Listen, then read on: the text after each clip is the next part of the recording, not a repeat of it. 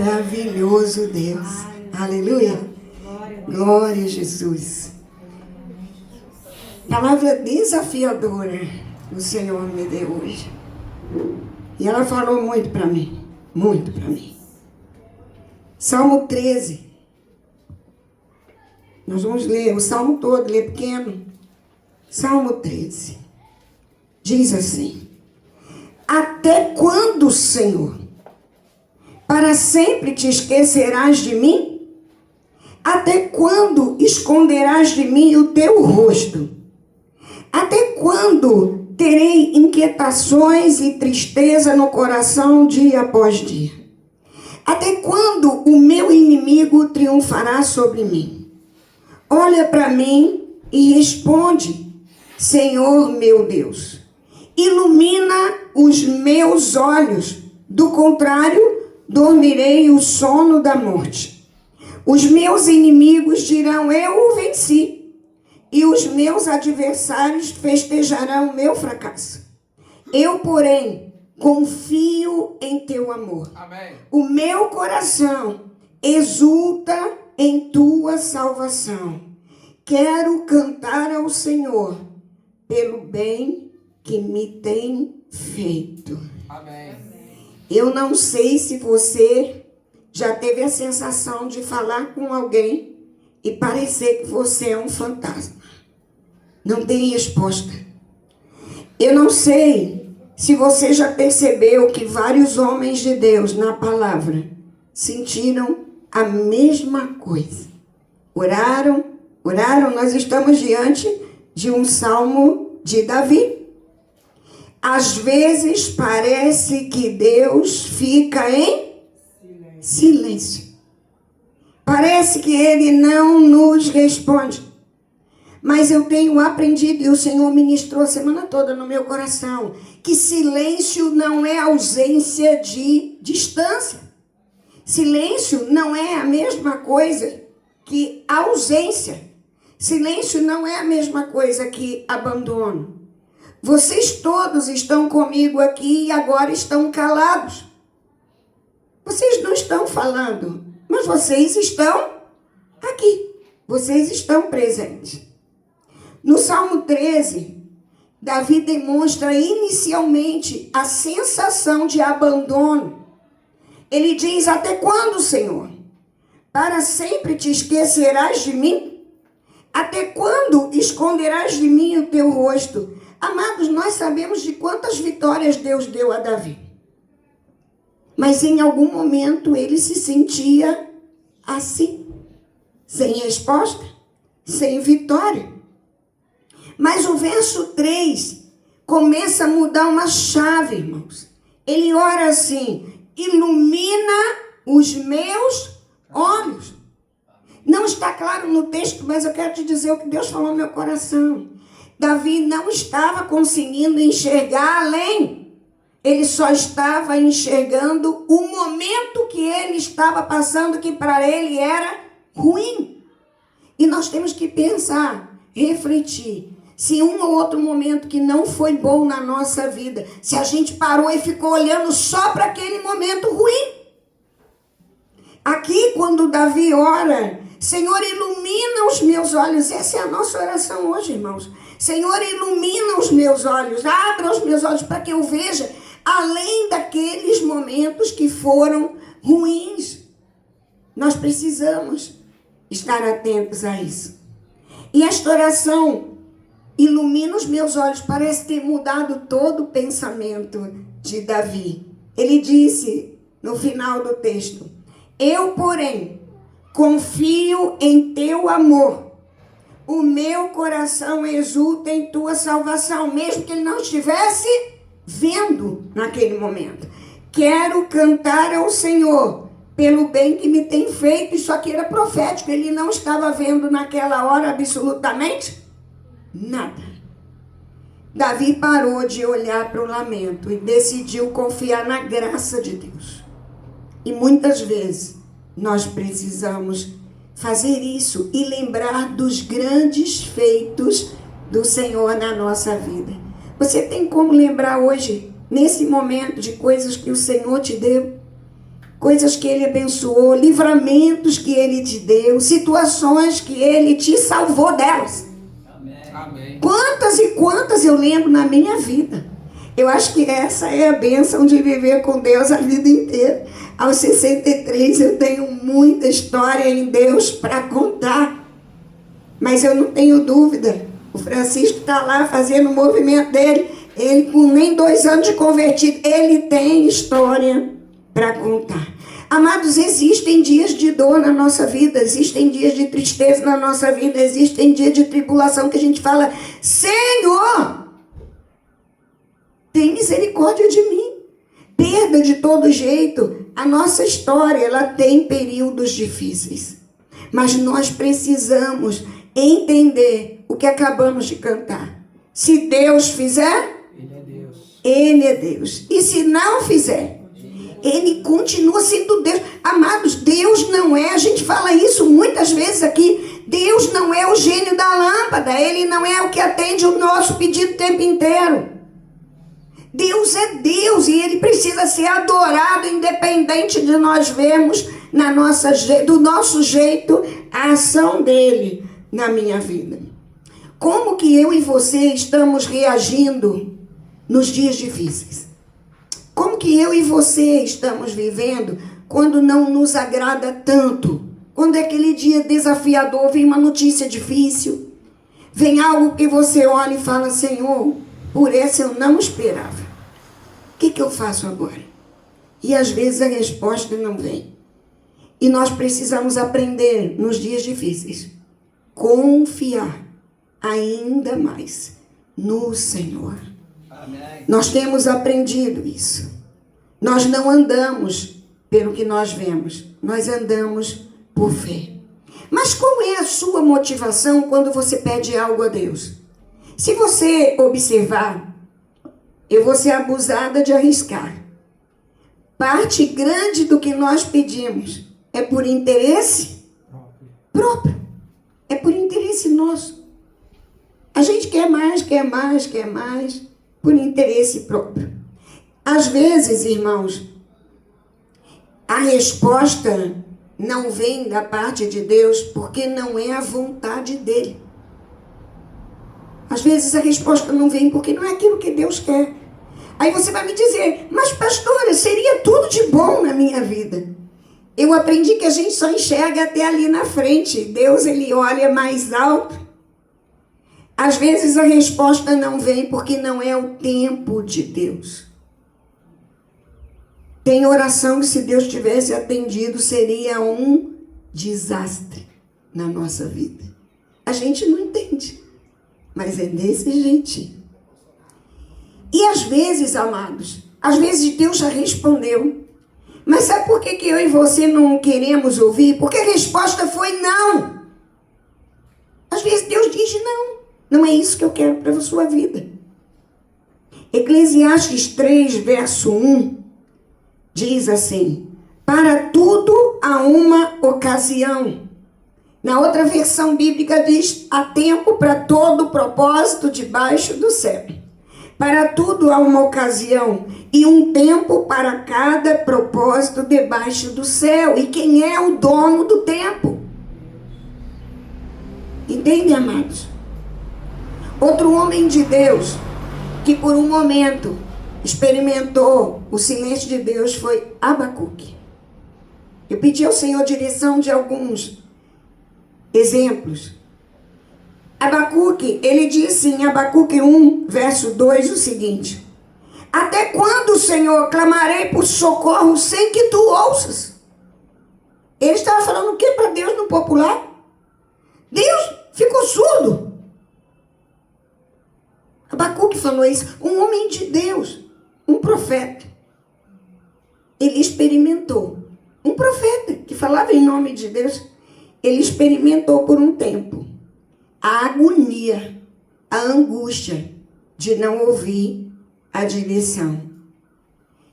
É nessa hora, o até quando, Senhor, que a gente precisa aprender a andar pela fé. Pela fé.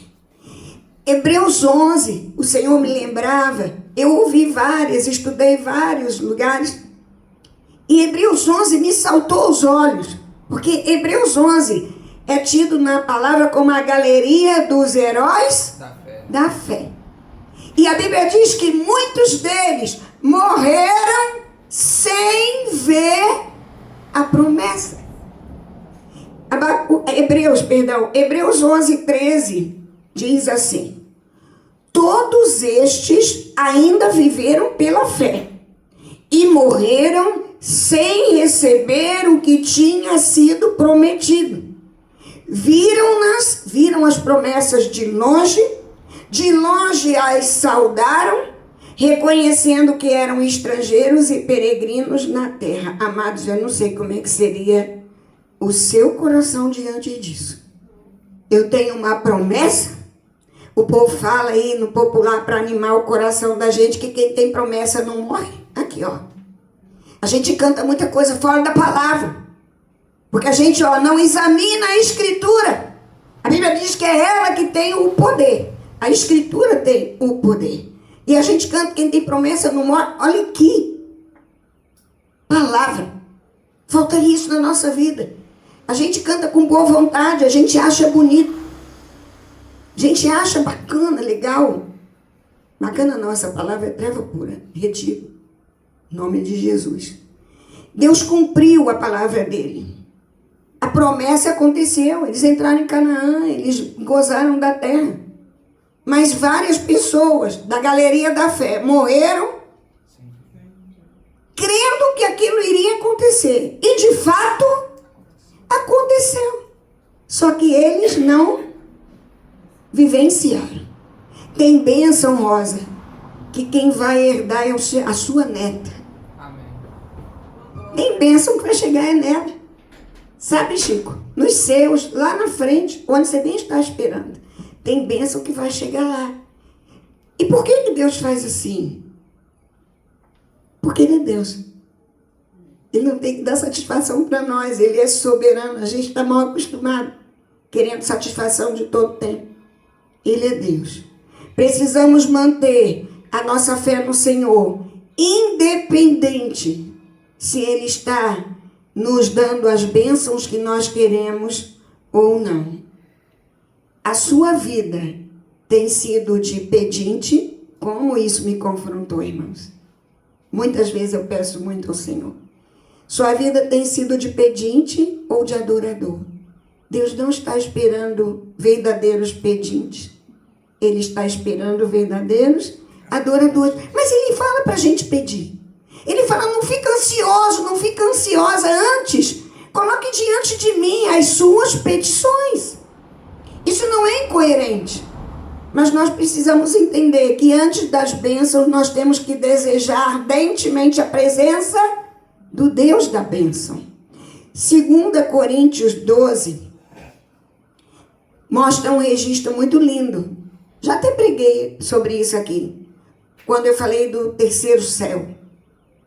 O apóstolo Paulo, a Bíblia diz, primeiro ele diz que eu não sabia se era no corpo ou fora do corpo. Depois a gente entende que foi ele mesmo que teve essa experiência. Ele foi ao terceiro céu. Ele viu coisas que ao homem não era o que? Lícito dizer. Mas olha que interessante, esse homem cheio do fogo, cheio da presença, cheio de Deus, que foi ao terceiro céu. Nos versos 8 e 9, ele diz assim: 3 vezes roguei. O que é rogar? Pedir, orar. 3 vezes roguei ao Senhor que o tirasse de mim. Ele estava falando do espinho na carne. Mas ele me disse: a minha graça é suficiente para você, pois o meu poder se aperfeiçoa na fraqueza. Portanto, eu me gloriarei ainda mais alegremente em minhas fraquezas, para que o poder de Cristo repouse em mim. Amados, a gente precisa de uma dose maior de fé para liberar essa palavra na nossa vida. Paulo orou 3 vezes. Aliás, ele não orou, a Bíblia diz, ele rogou. Ele clamou. E o Senhor não respondeu como ele queria. E disse para ele o quê? Paulo, Lucas, Celina, Rosa, igreja de Sevaote, a minha graça é suficiente, ela te basta, a minha graça. Porque o meu poder se aperfeiçoa na sua fraqueza. Aí Paulo falou, tá bom, então eu vou me alegrar na minha fraqueza, porque eu me alegrando na fraqueza, o poder de Deus, ele virá sobre a minha vida. Paulo orou 3 vezes pelo mesmo motivo. E ele não foi atendido como ele queria. Significa que Deus não responde? Não. Significa que Deus é soberano. Que Deus é Deus. Já sofreu muitas perdas? Jó também. Semana passada falamos sobre uma parte do texto de Jó. Jó 42, verso 2. E foi justamente a palavra da semana passada que eu falei, Senhor, e aí? E aí veio no meu coração tranquilamente, quase que uma continuação. Jó 42, 2 diz assim, depois de tudo que Jó sofreu, de todas as perdas que ele teve, eu nunca tive um filho, mas Jó perdeu todos. Ele tinha vários. Ele perdeu todos. Deus deu de novo. Deus restituiu tudo e mais um pouco. Mas cada um que ele perdeu foi um que ele perdeu. Eu sempre gosto de lembrar isso. E Jó 42, 2, depois de tanto sofrimento, ele diz assim, sei que podes fazer todas as coisas. Em outra tradução, eu bem sei que tudo podes. Nenhum dos teus planos pode ser frustrado, porque ele é Senhor. Amém. Será que você pode repetir esse versículo profetizando na sua vida? Lembra aí do infortúnio que te incomodou tanto? Quem sabe esteja te incomodando ainda hoje. Alguma coisa que você viveu te fez tão mal. Pareceu envenenar lá no fundo o seu coração. Profetiza agora sobre você mesma. Sei que podes fazer todas as coisas. Sei que podes fazer todas as coisas. Nenhum dos teus planos Nenhum dos teus planos pode ser frustrado. pode ser frustrado. Aleluia. Amém. Aleluia. Amém. Em meio ao silêncio, quando você achar que não está sendo respondido, respondida como você quer, você precisa lembrar dessa palavra. Eu sei que o meu Redentor vive e que por fim se levantará Amém. sobre a terra. Amém. Aleluia. Guarde essa palavra que eu vou te dar agora no seu coração. Isaías 49, 15. Será que uma mãe pode esquecer do seu bebê que ainda mama e não ter compaixão do filho que gerou? Embora ela possa esquecer, eu não me esquecerei de você. Aleluia. Amém. Segure essa palavra. Embora até uma mãe possa esquecer em algum momento, por alguma razão tão grave, da vida do próprio filho, o Senhor nos diz a mim e a você, eu não me esquecerei de você. Eu não me esquecerei de você. Amém. Quando você não perceber resposta, continue orando, continue crendo, continue confiando, continue esperando. Aquieta a alma, porque o Senhor, Ele não perdeu o controle da sua vida e nem da minha vida também. Glória a Deus por isso. Feche seus olhos. Amém. Feche seus olhos e comece a orar pela sua vida. Fale ao Senhor que você confia nele, espera nele.